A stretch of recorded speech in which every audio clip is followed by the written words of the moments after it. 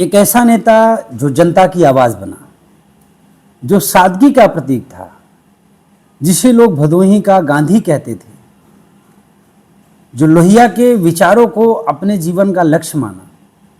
आज हम ज्ञान विभव के माध्यम से श्रद्धांजलि अर्पित करते हैं समाजवादी पार्टी संस्थापक सदस्यों में से एक रहे, पूर्व सांसद, पूर्व विधायक, पूर्व मंत्री, एक सच्चा जनसेवक स्वर्गीय रामरती बिंद जी को।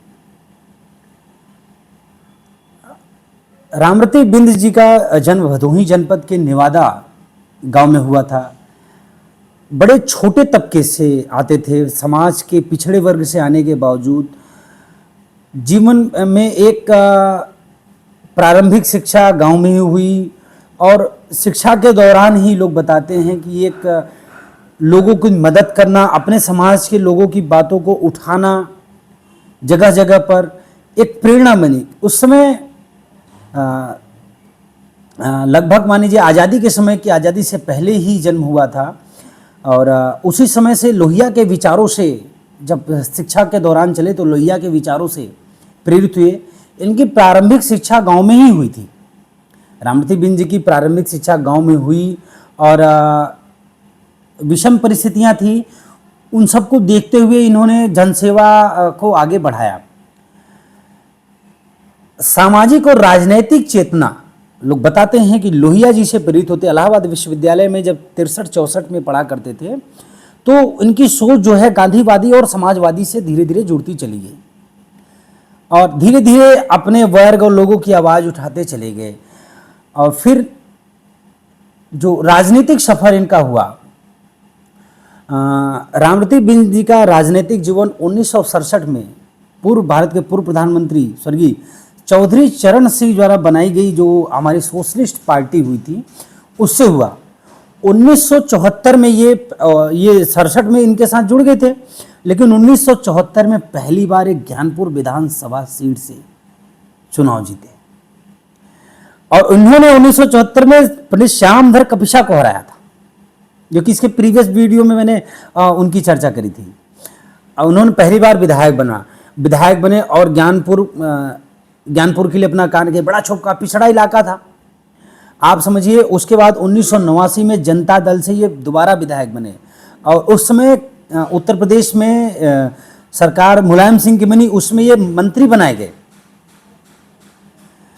ये सादगी के ऐसे प्रतीक थे रामरती बिंद जी की पूछे मत।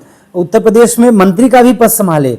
1992 में, यानी कि जब जनता दल से मुलायम सिंह भी अलग हुए, 1992 में जब समाजवादी पार्टी की स्थापना हुई, तो आप समझिए जनेश्वर मिश्र जी और आजम खां हैं इस समय वर्तमान में, रामरती बिंद, मुलायम सिंह ने ऐसे बड़े छोटे छोटे, मतलब एक अलग लोगों को लेकर पार्टी की नींव रखी, जो आज समाजवादी पार्टी चल रही है। तो रामरती बिंद समाजवादी पार्टी संस्थापक सदस्यों में तो एक रहे थे। और 1900 उसके बाद फिर ये अपना 89 में विधायक थे। उसके बाद इनके पास कोई पद नहीं था। 2002 में भदोही मिर्जापुर, अब तो भदोही लोकसभा सीट हो गई है, पहले मिर्जापुर भदोही लोकसभा सीट हुआ करती थी, जिस सीट से कभी श्यामधर कपिशा प्रतिनिधित्व करते थे भदोही की जनता का। 2002 में फूलन देवी के देहांत के बाद उपचुनाव हुआ। उपचुनाव के दौरान रामरती बिंद जी चुनाव लड़े। एक तरफ एमएलए का चुनाव था यूपी का, और उपचुनाव भी था भदोही मिर्जापुर। हम सब बड़े छोटे थे, मुझे याद है आज भी। तो ये उपचुनाव लड़े। उसमें ज्ञानपुर सीट से विधायक का चुनाव लड़े थे विजय मिश्रा, वो भी श्रीमान गोरखनाथ पांडे जी के खिलाफ।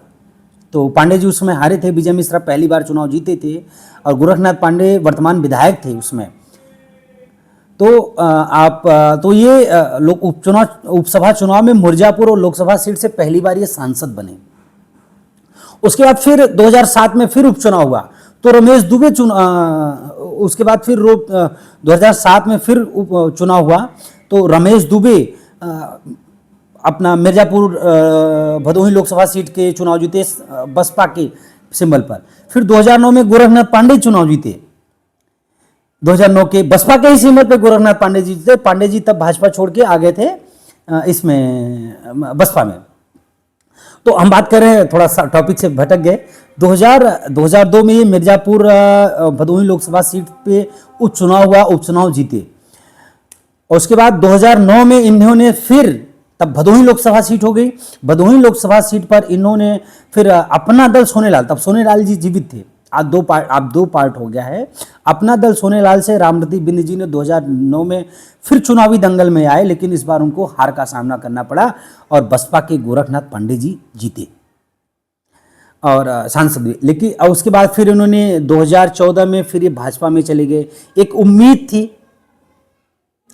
एक उम्मीद थी कि यहाँ से हमें टिकट मिल जाएगा, हम चुनाव जीत जाएंगे, लेकिन 2014 में ऐसा नहीं हुआ। और फिर उसके बाद ये फिर 2014 में इनको टिकट मिला नहीं भाजपा में, भाजपा से फिर लौट आए वापस। रामरती बिंद जी बड़े सादगी के, बड़े ही, मैं कह सकता हूँ, बड़े एक प्रतीक थे।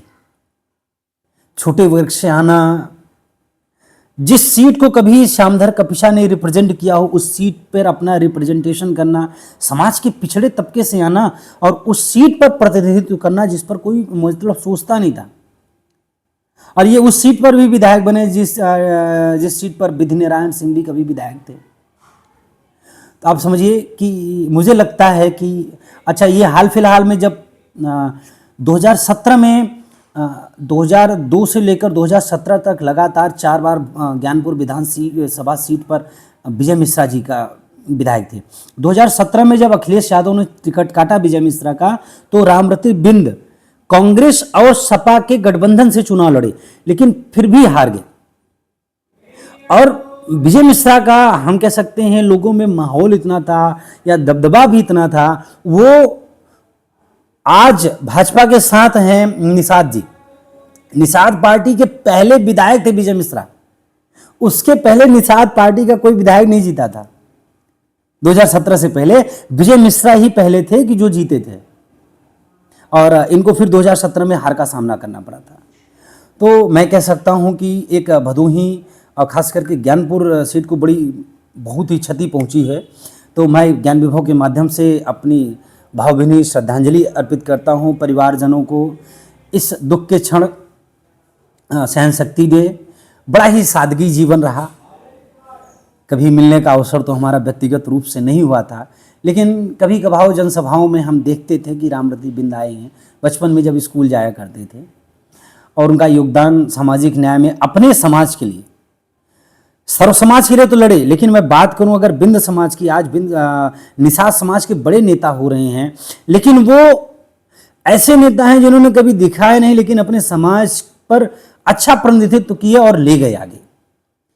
तो मैं बहुत ज़्यादा ना बोलते हुए बस यही कहूँगा कि भगवान ऐसे पुण्यात्मा को अपने श्री चरणों में स्थान दे।